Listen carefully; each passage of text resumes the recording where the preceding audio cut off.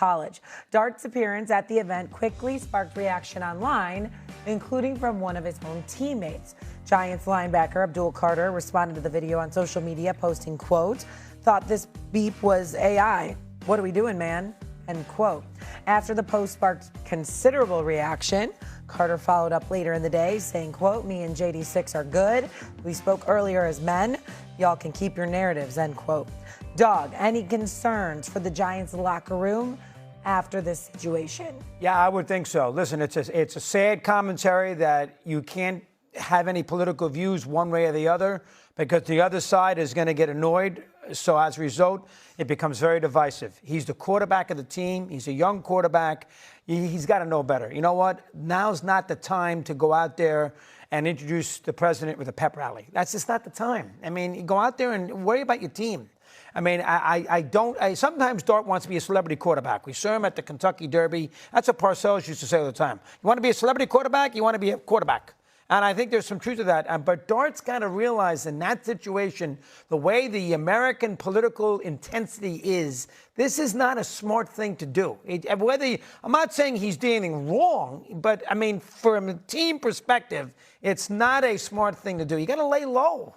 You just got to lay low a little bit. I mean, even Brady learned that lesson when, he was on that. And everybody's learned that lesson, and I was surprised. So, I mean, I hate to kill him. I mean, it's a free country. So I hate to sit there and comment about it too much. I'll let Stephen A. take care of that. From a team perspective, if you're John Harbaugh, you cannot be happy that you're young, played 12 games. Starting quarterback in the NFL is up there in Rockland County giving a "Go Giant" chant, "Go Big Blue," when the president's doing a pep rally. Do you want that? I wouldn't want that if I was the head coach, so I didn't like it. That's all, and I think it's a problem for my team.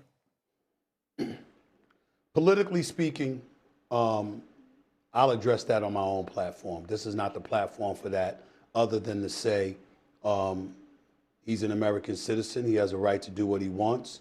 77 million people voted for Donald Trump, and people need to wake up if they think that everybody that they talk to and everybody that they vibe with and everybody that they hang with, none of them voted for him. You're just living in fantasy land. Some people are willing to admit it. Some people may deny it. But you don't get 77 million votes, and you don't run across an abundance of people that walk in the streets of America that haven't voted for this man. That's all I'll say about that. I'll use my own platform to get beyond that politically. Doggy, you might be surprised by this, but I agree with you as it pertains to the football matter in this with Jackson Dart. Abdul Carter and him said it best. They spoke, they handled it like men, and applaud them for doing that. We don't need to create any kind of narratives about that. That would be irresponsible. We also don't need to be talking about how a locker room is divided when you've got guys in the locker room that are saying, "We're good. What are y'all talking about?" I think that they would know better than us. But that doesn't mean that it was a wise decision for Jackson Dart to do this when you have an abundance of players who obviously have the feelings that they have about this particular administration. And when you see some of the things that have happened recently that have disenfranchised communities like the black communities and others in an uproar over some of the decisions that have been made, particularly pertaining to the Voting Rights Act of 1965 and what you have people feeling about that at this particular moment in time. To have that just happen days ago and for Jackson Dart to show up on the stage to introduce him, of course, Abdul Carter's initial reaction was going to be that. What I would say, however, is how are we pointing the finger at just Jackson Dart, but we don't bring up the fact that both the Harbaughs, John and Jim, went to see Trump when Trump got put back into office as the 47th president. The fact is they have a right to do what they want. I'm not condemning them for it. But the point is that was barely mentioned with anybody. And nobody said anything about that. So if we're not going to say anything about that, then why are we saying so much about Jackson Dart? If we're going to be consistent, let's be consistent. Let's hold the coaches accountable to the same degree that we're holding a player accountable. That's how I look at it. But as it pertains to Jackson Dart, you are the quarterback. And when you think about stars that have been in New York, the Derek Jeters of the world, the Aaron Judges of the world, the Eli Mannings of the world, they had very non-assuming personalities. They were a bit distant from the public eye per se in terms of stances that they may have been willing to take publicly because they understood that they were in the media capital of the world. This is the market that they're living in. And as a result, particularly considering with the election of Zohran Mamdani, who obviously is in the complete opposite direction of a Donald Trump, even though he walked up to the nation's capital looking to get some money from the president and this administration and this federal government. The bottom line is their politics are perceived as completely and totally polar opposites. And so to know that you're representing a franchise that in that city, that represents that city, and knowing what the politics are like in that city, and knowing what your locker room potentially is like as well, it is incumbent upon Jackson Dart to take those things into consideration and not just be about what he wants to do, but to take into account the kind of effect it's going to have on his teammates. And by teammates, I mean everybody. I'm not talking about just players. I'm talking about the executives that run the organization, ownership, et cetera, how stuff comes across and the kind of collateral effect that it may have on everybody that you're associated with as a member of the New York Giants is something that he should take into consideration, and he didn't. And so because of that, that's the only reason that I would agree with you on that, Doggy, and say, hey, you might want to watch yourself in that. It's not a crime, again. It's not a crime. It's not even wrong for him to do if that's what he felt.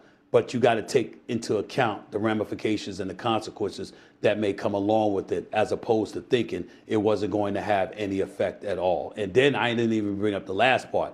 Where you play college ball at, once again, Ole Miss comes into play. What we've been talking about with Ole Miss, with Lane Kiffin, and why Lane Kiffin left, and how it would possibly be easier to recruit at LSU than it would be to recruit at Ole Miss. I went down there, had a marvelous time, promised them I was coming back for their game against Lane Kiffin and LSU this year.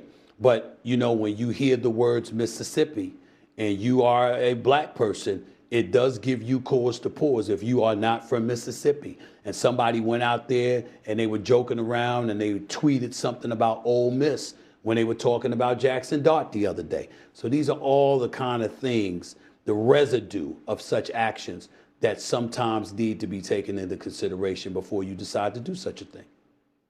I will say on this show, it feels like the last few times we've talked about the Giants and their players have been at events. Scatterboo at a wrestling event. You talked about Jackson Dart at the Kentucky Derby, Jackson Dart now at a rally.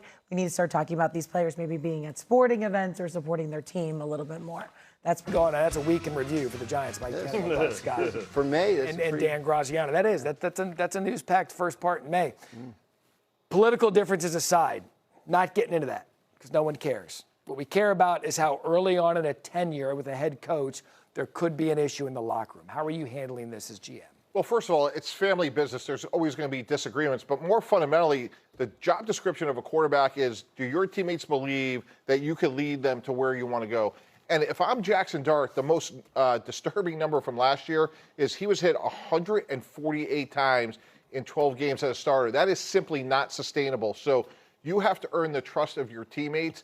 It starts in the offseason, but at the end of the day, they have to believe, can this guy take us to a championship level? So, Bart, you get in the locker room, you got a new head coach, and you guys, we talked about this extensively this morning, that the foundation of a football team is in the locker room, a sanctuary that no one from the outside should see. Yeah. This is a challenge early on for Harbaugh to build that foundation in the locker room. Yeah, that's what, being a new coach and the first time, being in New York, and you're trying to cultivate a culture and build a culture of accountability, but also trust and belief in each other, right? And, guys have different political, religious affiliations and things like that. And that's the beauty of a locker room. It is a microcosm of society. Everything you have in society, you have it within that locker room, but we put all those differences aside for the betterment of the team.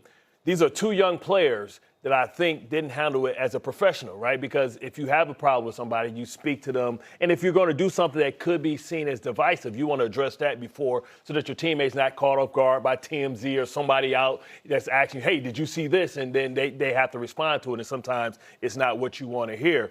Harbaugh has a lot on his plate because you talk about, Harbaugh's trying to bring toughness here, right? And you talk about Jackson Dart and how he has to understand how important he is and how he has to he's in concussion protocol 5 times last year. That's never good if you're going to be a franchise quarterback. But then he doubles down on it, right? And he says, hey, that's just how I play.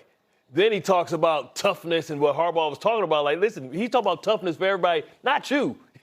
That message isn't for you. So he has to do a better job of understanding, and these are young leaders that are going to have to develop, and we don't know who are the leaders of this team. And you think, though, potentially that something this early in the offseason, we got 3 months till the regular season starts, something this early in the offseason could actually help Harbaugh further that culture because it has to get worked out. Right. I mean, look, yes, it offers the opportunity to have constructive discussions behind the scenes that help the players in the locker room understand, each other foundationally at a different level. And I think that's, ultimately, if that's what comes out of this, then good. I think it kind of underscores the challenge that John Harbaugh has here. Yeah. Because with Bart's point about it's a young team. Yeah. I mean, these are two guys that are two of the most prominent players on the team. They were drafted last year. Right. So John Harbaugh, this isn't a Giants team where you just got to plug in veteran coach with the Super Bowl title and assume that's all you were missing. Yeah. He still has to build something that's kind of a ground-up rebuild still in New York. And you talk about the youth of this team. One of those guys, Malik Neighbors, by no means is a veteran yet, gets injured last year. The sound came out last week. We're like, no, wait a second. That doesn't sound great. How concerned